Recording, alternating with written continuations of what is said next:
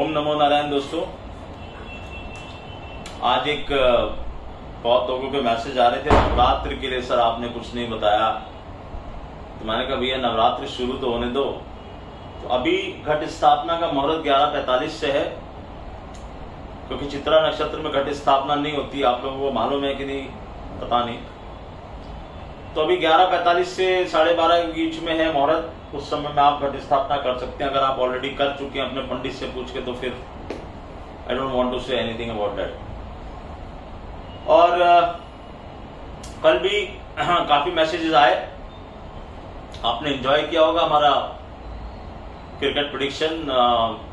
भारत विजयी हुआ जैसा कि हम चाह रहे थे, और वो जो कंटिन्यूस ट्वीट्स मेरे चालू थे उसमें कई लोगों को बहुत मजा आया। 369 की सीरीज, परफेक्ट 369 की सीरीज में मार्केट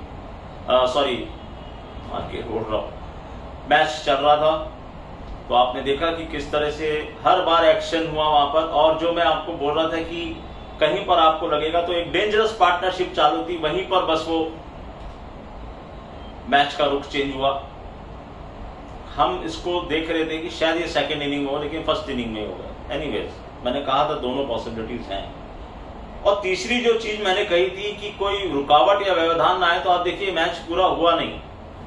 तो हमें ये इंडिकेशन आ रहा था, क्योंकि मुझे ना जो टाइमिंग थी मैच की, वहां पर ये दिख रहा था कि ये मैच वहां तक जाता हुआ दिख नहीं रहा। तो मेरे को ये लगा कि कोई तरह का व्यवधान, कोई बारिश या ऐसा कुछ तो नहीं होगा, या कुछ तो व्यवधान होना चाहिए, मैच आगे तो जाता दिख नहीं रहा। तब ये नहीं सोचा था कि ये लोग 50 ओवर भी नहीं खेल पाएंगे और यहां से हम इतनी आसानी से जीत जाएंगे। जीत तो दिख रही थी। एनीवेज, हैट्स ऑफ टू, मैंने आपसे कहा रोहित रुक, बस जहां रोहित रुके वहां फिर गेम खत्म है। सामने वाले को कहीं कोई चांस है नहीं। इसका मतलब ये नहीं कि बाकी प्लेयर्स को नहीं खेलना है, बाकी प्लेयर्स को भी खेलना है। एनीवेज, वो रात गई, बात खत्म हुई। Everybody enjoyed. जिसने भी मुझे मैसेज किया, थैंक यू। कई लोगों ने बहुत अच्छे मैसेज किए। प्यार बनाए रखना, आशीर्वाद बनाए रखना। आगे भी ऐसा प्रेडिक्शन करने की कोशिश करेंगे। बाकी सब कुछ नारायण की कृपा है, हमारा इसमें कुछ भी नहीं। तीर में तुक्का लग गया। अब नवरात्रि पे आप क्या करेंगे? देखिए, पाठ पूजा तो सब आपको पता है। सप्तशती के कितने पाठ लोग करते हैं, व्रत करते हैं, उपवास करते हैं, सब कुछ आप करते हैं, वो आप लोगों को पता है, मुझे बताने की जरूरत नहीं। मेरा हमेशा से एक ही मोटो रहता है कि मैं आपको सिंपलेस्ट चीज बताऊं। जो कुछ नहीं करता वो क्या कर सकता है। आप व्रत कर रहे हैं, बहुत अच्छी बात है, आपको सूट करता है। नहीं सूट करता तो जबरदस्ती करने की जरूरत नहीं है।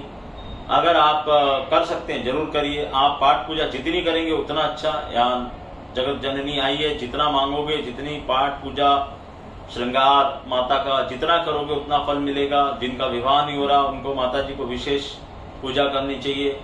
कोई भी काम अटका हुआ है आपका, तो इन 9 दिनों में मन्नतें मांग के माता से पूरा कर लो। देगी जगत जननी, सबको देगी। तो एक सिंपल चीज आप जो कर सकते हो मैं आपको बता रहा हूं कि आपको क्या करना है। खासतौर से ये महिलाओं के लिए, गृहिणियों के लिए,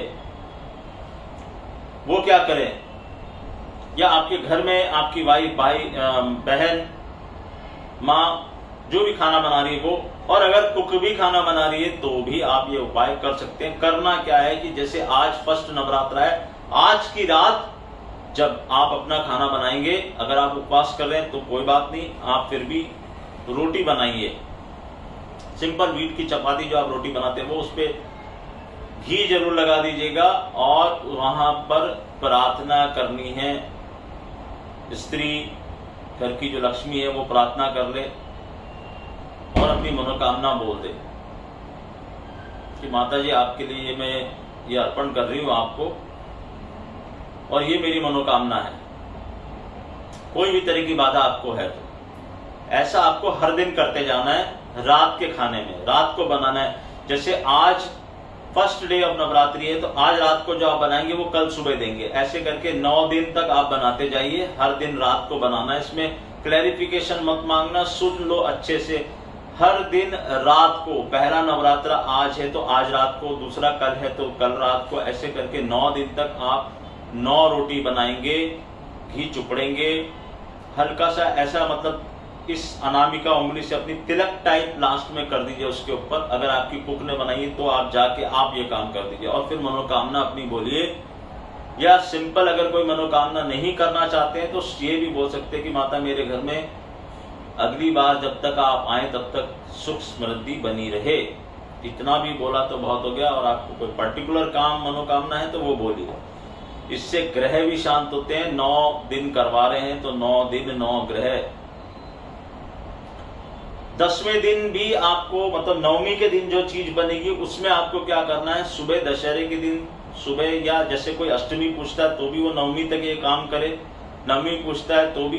दशहरे के दिन आपको क्या करना है कि जो नवमी की रात को जो रोटी बनेगी उसमें आप थोड़ा सा, जो आपने नवमी का पूजन किया अष्टमी का पूजन किया तो वहां कोई आप फल मिठाई जो भी डालेंगे उसका भी कुछ पार्ट उस रोटी में मिला दें।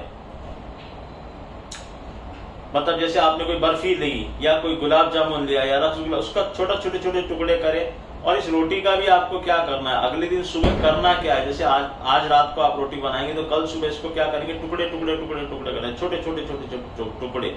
ये आपको पक्षियों को डाल देना है, अपने घर पे नहीं बुलाना, कहीं भी बाहर जाके पक्षियों को डाल देना, बस आपका काम हो गया। आप डाल के आ जाना। आपके सामने वो उठाते हैं तो ठीक, नहीं उठाते तो भी। ऐसा 9 डेज तक आप करते जाएंगे। और नवमी को जो बनाएंगे उसमें लास्ट दिन मिठाई और फल का भी छोटे छोटे टुकड़े करके रोटी के साथ, रोटी के भी छोटे छोटे टुकड़े करके वो पक्षियों को डाल दीजिएगा। बस आपका काम खत्म। यहां से 10वीं तक आपको ये करते जाना है डेली। बहुत ही सिंपल चीज है। अगर आपके घर में कुक भी बना रही है खाना तो भी आप उससे रोटी बना के लास्ट में आप ये काम कर सकते हैं। कोई भी घर का सदस्य जाके करके आ सकता है। बस यही ध्यान रखना है कि आप शुद्ध अवस्था में होने चाहिए। अगर आप शुद्ध अवस्था में नहीं है तो फिर और कोई वैकल्पिक व्यवस्था कीजिए, लेकिन रोटी घर में ही बननी चाहिए। होटल से खरीद के लेके मत आना। आपके घर के अनाज से आपके घर की रसोई में वो रोटी बननी चाहिए। यही एक बस चीज इसमें ध्यान रखनी है। बाकी सिंपलेस्ट चीज है, ये आप करिए। बाकी पाठ पूजा दान दक्षिणा, और एक मेरा जो हमेशा रहता है, आप अष्टमी पूछते हैं, नवमी पूछते हैं, कन्याओं को बुला के अगर आप खाना खिलाते हैं तो मैं आपसे रिक्वेस्ट करूंगा कि आप जो संपन्न नहीं है, जो गरीब है कन्याएं, उनको कोशिश कीजिए कि आप जिस भी दिन पूजन करें उनके पास आपका प्रसाद और अन्न जरूर पहुंचे। मैं ये नहीं कह रहा कि आप किसी अच्छे घर की कन्याओं को मत बुलाइए, लेकिन इससे माता रानी की खुशी और आशीर्वाद डबल ट्रिपल हो जाएगा अगर आप उनको देते हैं जो संपन्न नहीं है, जिनको ये सब खाने को नहीं मिलता। तो आपके एक तीर से कई शिकार हो जाएंगे। उनका भी भला हो जाएगा, आपको भी आशीर्वाद मिल जाएगा, और माता को भी प्रसन्नता उनकी कई गुना बढ़ जाएगी कि मेरे उस बनाए हुए उस जीव को आप सहायता कर रहे हैं जो सहायता के योग्य है। बस इतना ही आपको करना है, इतनी मेरी रिक्वेस्ट है। बाकी जो जो कर सकते हो, जितना कर सकते हो करो। सात्विक रहना है, ये बात बताने की जरूरत नहीं है। अच्छे अच्छे लोग इस पीरियड में सात्विक रहते हैं, और जो सात्विक चल ही रहे हैं तो बहुत ही अच्छी बात है। नहीं, मेरा तो वैसा मानना है कि नॉनवेज खाना ही नहीं चाहिए। फिर भी अगर आप खाते हैं तो कम से कम नवरात्र में तो ना खाएं। नमस्कार।